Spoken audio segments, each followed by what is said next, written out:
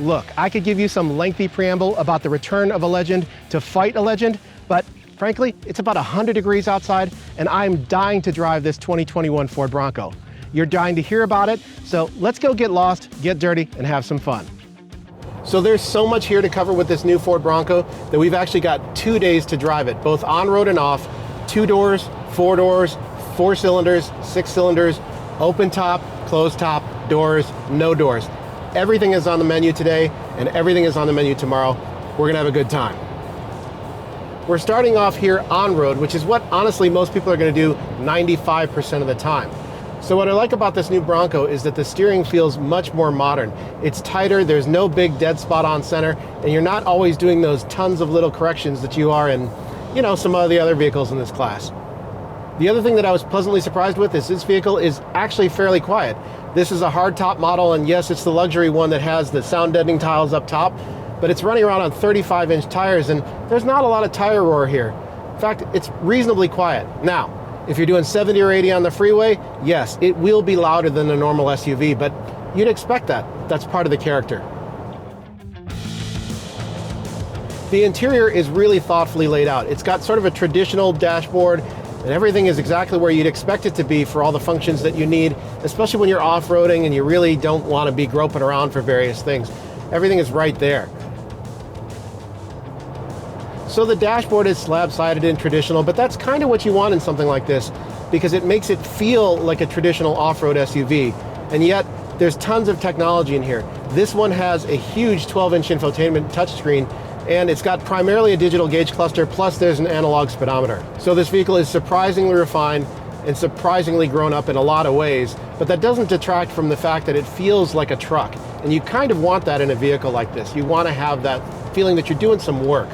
Ford will sell you a Bronco with a 2.3-liter Turbo 4, good for up to 300 horses and 325 pound-feet of torque. And you can even select a 7-speed manual with a built-in off-road 95-to-1 crawler gear, or you can opt for a 10-speed auto. That's pretty powerful for a base engine, but the up-level 2.7-liter twin-turbo V6 goes even harder, dishing up 330 horses and 415 pound-feet on premium fuel. It's only available with the 10-speed, which is a good setup, though it can hunt around for gears a bit under partial throttle, especially on inclines at moderate speeds.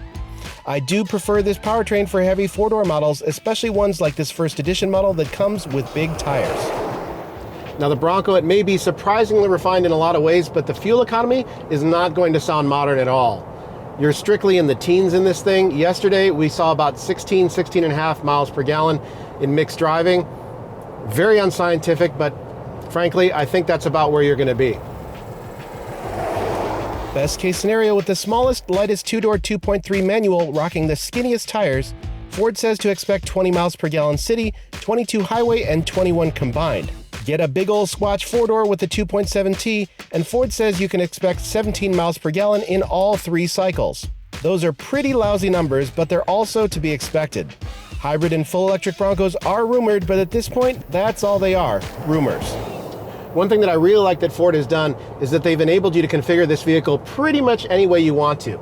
If you want a really basic model around $30,000 and maybe add a few off-road bits like the Sasquatch package, you can do that.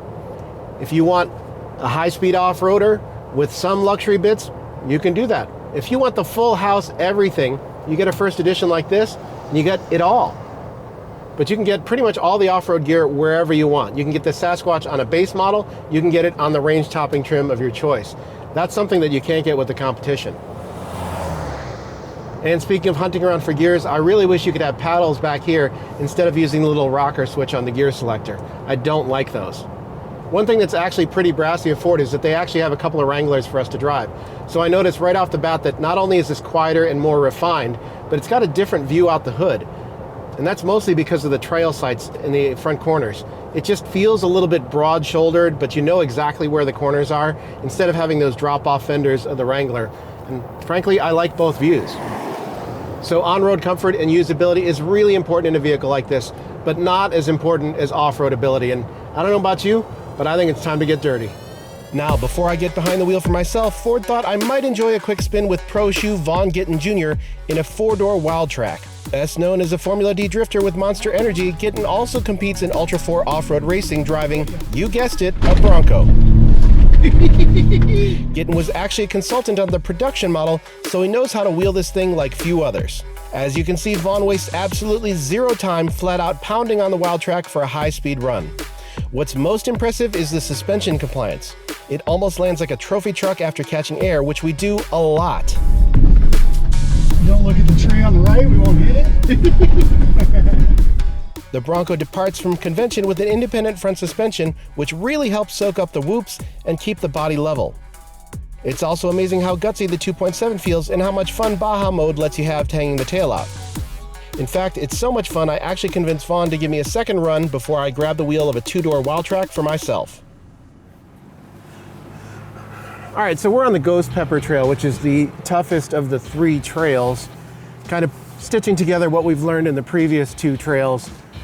We played around with some of the technology, the disconnecting sway bars, the front and rear lockers, trail turn assist. There are a whole lot of electronic assists that you can use or you can not use depending on your skill level and how much you want to be manual. Trail turn assist is a fancy way of saying the Bronco can lock its inner rear wheel on demand. Hit the dash top button in a tight corner and you can dramatically tighten your turning radius by as much as 40%. It works best in the loose stuff when it feels like you can practically spin around in your own wheelbase. Now, this isn't a high-tech solution, but it's damn clever, and on a tight trail, it could be invaluable. Sometimes when you're off-roading, it helps to drive with both feet, using your right foot to accelerate and your left foot to avoid any rolling back. That's especially true when you're climbing obstacles in low range. Trail one-pedal drive simplifies this by automatically applying the brakes when you ease off the throttle, not unlike what you might have experienced in an EV. It takes a little getting used to, but it's great when you get the hang of it. There's also trail control, which is basically off-road low-speed cruise control, and it works both climbing and descending hills. While I'm sitting here waiting for someone else to go up a steep part of the trail, one thing I really like is that everything is within easy reach here. So I've got the lockers, I've got the trail turn assist, I've even got my hazards up here if I need them. All Broncos come with 4-wheel drive, but there are 2 different setups. Lower end trims come with a part-time system with a 2-speed electronic shift-on-the-fly transfer case, while more advanced models come with an automatically engaging electromechanical box. You really need both front and rear lockers in conditions like this, especially when climbing steep, slick rocks that are taller than your hood or even your roof. With so many systems impacting performance, it's great to have a drive mode selector knob to put it all together. Packing up to 7 modes including mud and ruts, slippery and sand, rock crawl, and Baja, the GOAT mode selector optimizes everything from throttle mapping and gearbox shift schedule to stability control, steering feel, torque vectoring, the diffs, and so on. So yesterday when we started this thing, it was dry and dusty and close to 100 degrees. Today it's much more palatable, around 75, super humid, but we got a whole ton of rain last night and it's absolutely changed the dynamics of the trail out here. It is super slippery out here. We're going through more water. It makes everything more challenging and way more fun. Now, right now I can't even see what's ahead of me unless I look at the screen here. I got this great 12-inch touchscreen that I can see with a bunch of different views, because otherwise I'm just looking at Hood, not at Blake. Thank you. Thank you, Blake.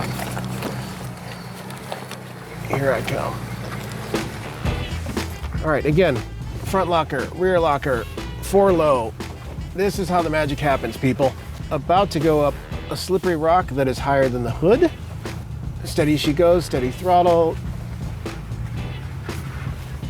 Remarkably easy, thank you. Now a more prolonged slope, but also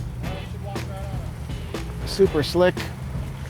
Wouldn't want to get out and walk, but the Sasquatch's feet are bigger than mine, so it makes it a lot easier.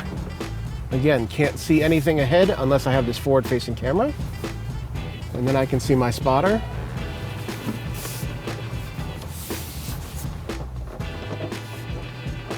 Now in the 2-door, we have the easier task of things because we've got the better arrival, departure, and breakover angles than those guys in the 4-doors. But either way, both body styles can do this, which is really impressive. But I'm cheating a little bit. You know the next obstacle is good when your cameraman can see it first and just says, "Holy." Now, it's not all about fancy electronics. Out here, you need a lot of air between you and the sharp stuff underneath, and Bronco delivers. On a two-door Squatch, the Bronco's best case scenario numbers are as follows. Ground clearance is 11.6 inches. Approach angle, 43.2 degrees.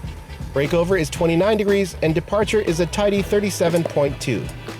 Now, those beefy 35s are a bit like cheating on a high school geometry exam, but they do get the job done, and they should help to put to rest most concerns hardcore off-roaders have about the limitations of an independent front suspension. Hell, you can even ford 33.5 inches of water. Easy peasy lemon squeezy. The one thing that seems to be pretty great about Bronco is you can have as many electric assists as you want, or as few as you want, depending on how you option your model. And you can have the Sasquatch package with the 35-inch tires and the front and rear lockers, even on the base model. So if you want a simpler experience, you can do that. If you want something more luxe, you can do that. I think that's really, really smart of Ford, and a really good thing if you're trying to spec it out and just get exactly what you want. Because you can spec a Bronco so many different ways, pricing varies wildly, starting at around $30K for a base two-door and more than doubling to just over $63K for a four-door first edition. That's a lot of cash on the high end, but it's also about even money for a similarly equipped Wrangler Rubicon, which has a lot less tech and refinement. After some pandemic-related delays, the first Broncos are just now hitting dealers, but there's already a huge list of orders that stretches well into next year. So if you want one, you better be patient. The only thing better than spending 2 days off-roading in the new Ford Bronco is not having to clean up when we're done. This has been a hell of a day. The new Bronco has amazing technology and brings new on-road refinement to this class, but it can still really kick butt off-road. I'm really impressed with what Ford has done here. In fact, I'm so impressed, I think I might buy one.